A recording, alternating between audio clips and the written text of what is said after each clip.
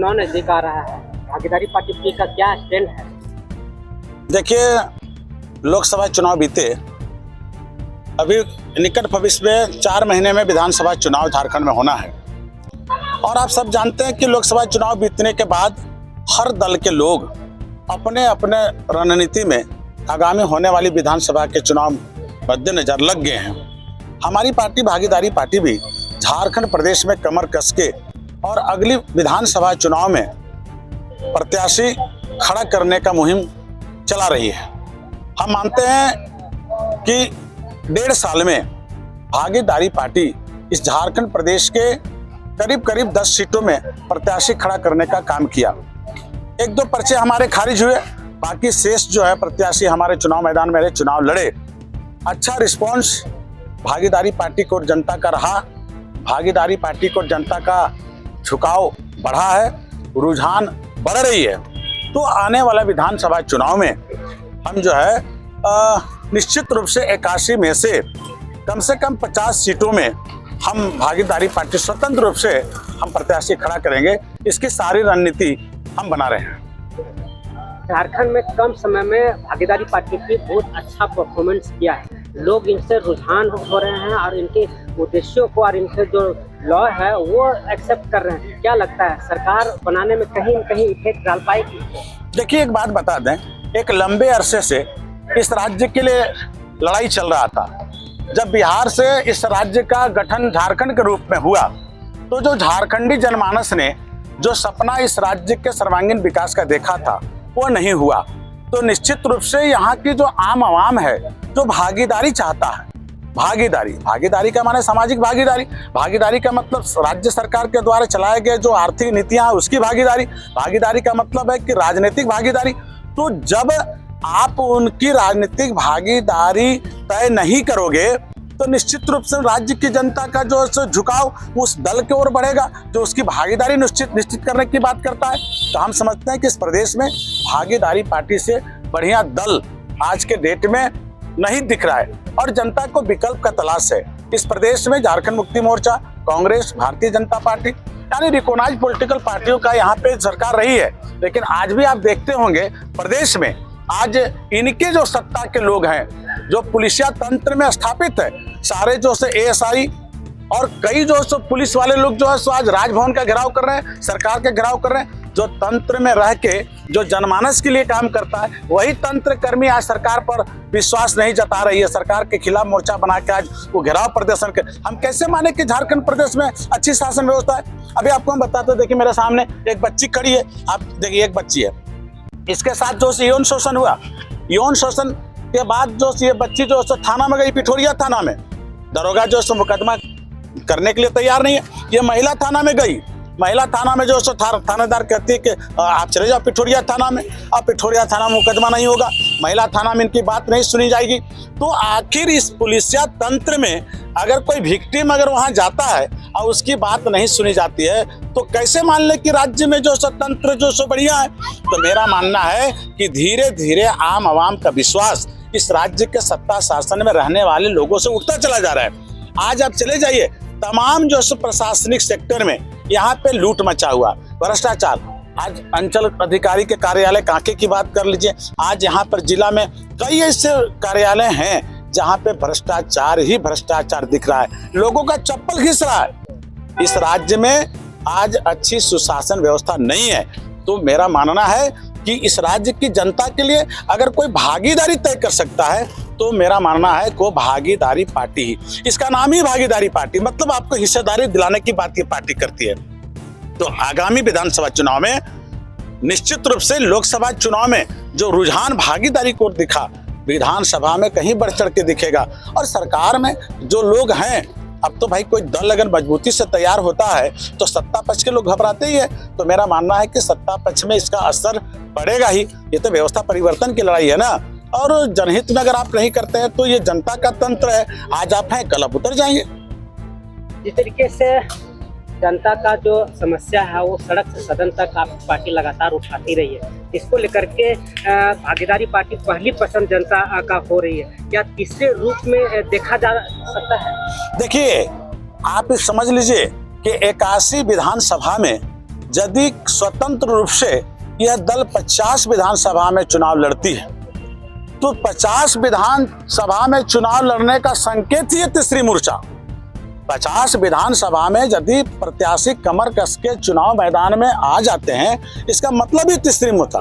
तो तीसरा मोर्चा का जो विकल्प जो है वो जनता आज तलाश रही है और भागीदारी पार्टी तीसरे मोर्चा के रूप में झारखंड प्रदेश में उभर रही है, जो उसकी भागीदारी तय करने के लिए आम आवाम गली गलियारा में टोला नगर में घूम के अच्छे पढ़े लिखे लोगों को, जिसको आज तक राजनीति का अधिकार नहीं मिला, ऐसे जाति समुदाय में जन्मे लोगों को राजनीतिक अधिकार देने की बात करें तो हम तीसरा मोर्चा के रूप में तो उभर ही रहे हैं। झारखंड में लैंड ऑर्डर के लेकर के झारखंड वासी ज़्यादा परेशान है। आए दिन हत्याएं, बलात्कार और बहुत सारी ऐसी घटनाएं घट रही है महिलाओं के साथ, लेकिन सरकार उनकी सुरक्षा देने के वादे को लेकर के उनकी पोल खुलती नजर आ रही है। क्या लगता है, सरकार लाचार है या कानून? देखिए, अगर आप भ्रष्टाचार की बात करिए, लॉ एंड ऑर्डर की बात करिए, विधि व्यवस्था की बात करिए, तो हम आपको एक शब्दों में जो है सो स्पष्ट कर देना चाहते हैं। जब किसी की जमीन पे आप देखेंगे अक्सर जब दो पक्षों में कभी कोई तनाव हो जाता है, तब क्या लोग करते हैं, वो सीधा सीधी थाने को इत्तिला देते हैं। थाना क्या करता है, 144 की जो है सो वो प्राथमिकी दर्ज के विचारण हेतु ने अनुमंडल दंडाधिकारी क्या भेज देती है। लेकिन जिस विधि व्यवस्था को, जिस शांति भंग होने की बात को लेके अनुमंडल दंडाधिकारी के यहाँ 144, 145 की प्रक्रिया चलाई जाती है, और जब 60 दिन के बाद जब प्रक्रिया समाप्त हो जाती है, अभिलेख ऑर्डर में आ जाता है, उसके बाद 4 साल तक अनुमंडल दंडाधिकारी के यहाँ उसका ऑर्डर पास ही नहीं होता है। अब जरा सोचिए, विधि व्यवस्था का मतलब क्या है? शांति भंग करने की बात को लेके आप जाते हैं अनुमंडल पदाधिकारी के यहाँ, आप जाते हैं थाना में, 144 की प्रक्रिया, अब 144 की प्रक्रिया में क्या है, समाप्त होने के बाद 4 साल में ऑर्डर लिखी जाएगी। तो जो जमीन पर जो दबंग किस्म के लोग या जो शांति भंग होने की बात है वो तो बरकरार रहेगा, तो फिर 144 का कोई मतलब नहीं। मतलब मेरा ये कहना साफ साफ है कि राज्य के अंदर विधि व्यवस्था और लॉ एंड ऑर्डर मोटा मोटी फेल दिखता है। अभी आप पत्रकार होकर हमको बोल रहे हैं कि दिन दहाड़े हत्या, दिन दहाड़े बलात्कार, दिन दहाड़े लूट, तमाम घटनाएं घट रही है। तो अगर इस तरह की घटना राज्य सरकार के अधीन इस प्रांत के अंदर आम आवाम के साथ घट रही है, तो जिस राज्य में शासन व्यवस्था अच्छा रहेगा तो इस तरह की घटना घटेगा, नहीं घटेगा तो विधि व्यवस्था फेल है। ये आप ही बता रहे हैं, आप घूम रहे 10 जगह। तो महिलाओं की सुरक्षा देने में सरकार विफल रही है। अरे महिलाओं की सुरक्षा देने में सरकार कैसे नहीं विफल रही है?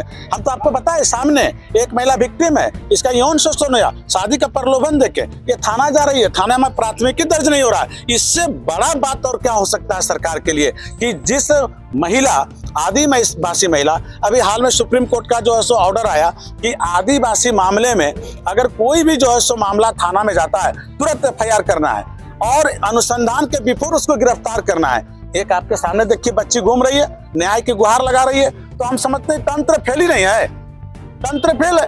तो महिलाओं की सुरक्षा व्यवस्था के सवाल पर हमको लगता है सरकार का कदम बहुत ठीक ढंग का नहीं है।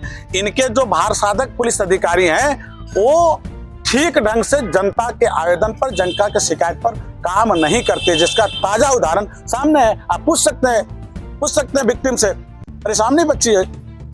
तो जिस तरीके से न्याय पाने की पहली कड़ी थाना होती है, वहाँ FIR नहीं हो पाती, किस पर गलती मानते हैं, सरकार के या फिर वहाँ की? भाई सवाल है कि थाना तो पहली कड़ी है ना, तो राज्य सरकार का अपराध नियंत्रण के लिए तो थाना ही न बनाया गया है।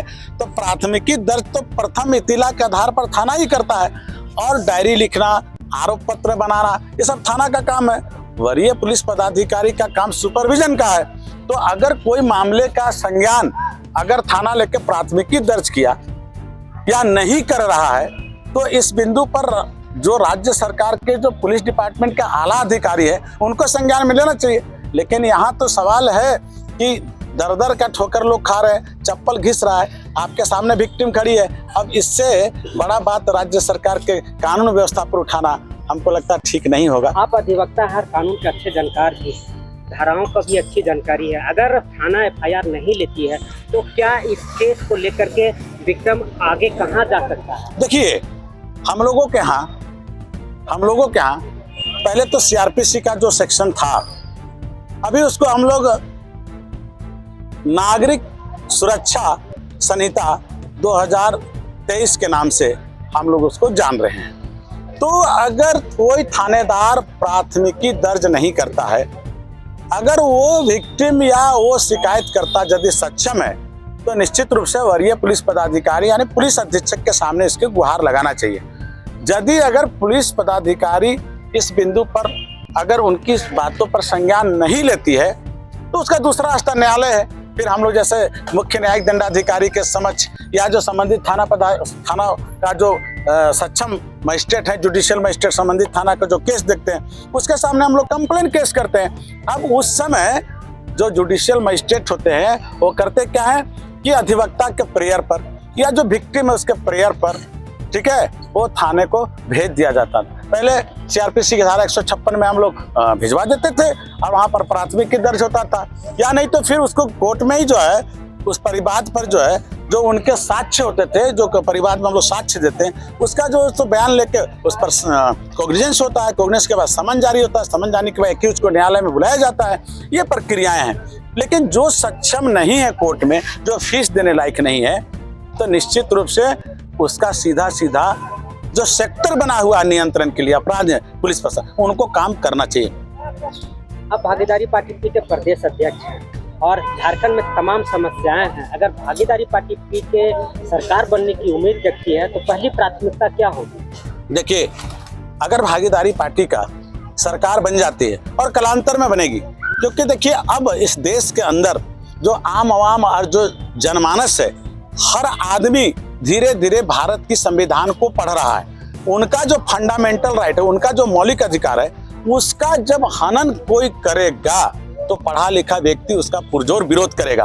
और यह दिख रहा है, देश के अंदर दिख रहा है। तो मेरा कहना है कि जब हमारी पार्टी सत्ता शासन स्थापित होगी तो भागीदारी का दूसरा शाब्दिक अर्थ है हिस्सेदारी। हम सबसे पहले उसकी हिस्सेदारी तय करेंगे। कैसा हिस्सेदारी? राजनैतिक हिस्सेदारी। देखिए, भूया परिवार, डोम परिवार, नाई परिवार, कुम्हार परिवार, रविदास परिवार, कुर्मी परिवार, कहार परिवार, यानी जिन लोगों को अब तक राजनैतिक अधिकार इस देश के अंदर जो कानून बनाने का मंदिर है, लोकसभा विधानसभा, अगर उस मंदिर में उस जाति का, उस समुदाय का जो पढ़ा लिखा बेटा है, जो संविधान का ज्ञान रखता है, वो चुनाव जीत के नहीं जाएगा तो अपने समाज का व्यवस्था परिवर्तन का बात वो जो है विधानसभा में नहीं उठा पाएगा। और ये कटु सत्य है कि जिस बिरादरी का आदमी सजग नहीं है, जिस समाज का, जिस समुदाय का जो है लोग संविधान का ज्ञान नहीं रखते हैं, जो मौलिक अधिकार पर चोट नहीं पहुंचाते हैं, उसका शोषण दोहन लगा रहेगा। तो हमारा पहला प्राथमिकता होगा कि अभी जो आ रहा है विधानसभा, हमने तय भी किया कि झारखंड के धरती पे जो 50 सीट पर हम चुनाव लड़ने जा रहे हैं, उस 50 सीट पर सर्व समाज के लोगों को हमने टिकट देने का बात का ये मोटा मोटी मन बनाया है, जिससे समाज के अंदर राजनीतिक किरण का जो प्रकाश है वो पहुंच सके और जो पढ़ा लिखा वर्ग है अपने अधिकारों के लिए आगे आके लड़ सके। पहली। दूसरी बात है कि जो आर्थिक व्यवस्थाएं हैं, आर्थिक व्यवस्थाएं में रोजी रोजी का सवाल है, तो रोजी रोजगार के सवाल पर आज आप देखेंगे पूरे राज्य के अंदर कोई भी विभाग है, उस विभाग में इतनी रिक्तियां हैं, आप चले जाइए, चाहे वो आंगनबाड़ी का जो है सो बाल विकास परियोजना का विभाग हो, चाहे आप अंचल में चले जाइए राजस्व कर्मचारी की कमी की बात कर लीजिए, चाहे आप प्रखंड विकास पदाधिकारी के कार्यालय में जा दीजिए रोजगार पंचायत से कमी की बात कर लीजिए। हमको लगता है कि हजारों रिक्तियां इस राज्य के अंदर सरकारी नौकरियों में हैं। तो हमारी जब सत्ता शासन में हम आएंगे तो सबसे पहले रोजी रोजी के सवाल पर और जो सरकारी नियुक्तियां हैं, जो वैकेशन है, उसको पूरा करेंगे ताकि सुचारू रूप से आम जनमानस का काम हो। उसके बाद तीसरी जो हमारा व्यवस्था होगा जल जमीन जंगल के सवाल पर, आज आप देख रहे हैं कि लोगों की जमीन एनआईसी में हेरा फेरी किया जा रहा है। आदिवासी की जमीन को साधारण लोग के नाम पर एनआईसी में, भाई भारतीय सुरक्षा जो एजेंसी है, अगर वहां पे भी हेरा फेरी होगा तो हम समझते राज्य के अंदर और बचा क्या। तो इन तमाम बिंदुओं पर संज्ञान लेते हुए आम जनहित में अच्छी नीतियां बनाई जाएगी, ये हमारी पार्टी करेगी। चुनाव को लेकर के क्या तैयारियां हैं? चुनाव के लेकर अभी आगामी इसी माह के जो अंतिम रविवार है, उस रविवार को हमारे प्रांतीय कार्यकारिणी समेत तमाम 24 जिले के जो हमारे जिला के कमेटी के लोग हैं, ऐसे तमाम लोग हम लोग आपस में प्रादेशिक मीटिंग करके हम लोग तय करेंगे कि जो आने वाला विधानसभा है उस विधानसभा चुनाव में किन विधानसभा क्षेत्रों में हम किसको प्रत्याशी बनाएंगे, जिससे कि जनता का आवाज को वो बुलंद किया जा सके। यही हमारी तैयारी है फिलहाल। श्याम बिहारी प्रजापति, अधिवक्ता हाईकोर्ट रांची, सह प्रदेश अध्यक्ष भागीदारी पार्टी झारखंड। बस ये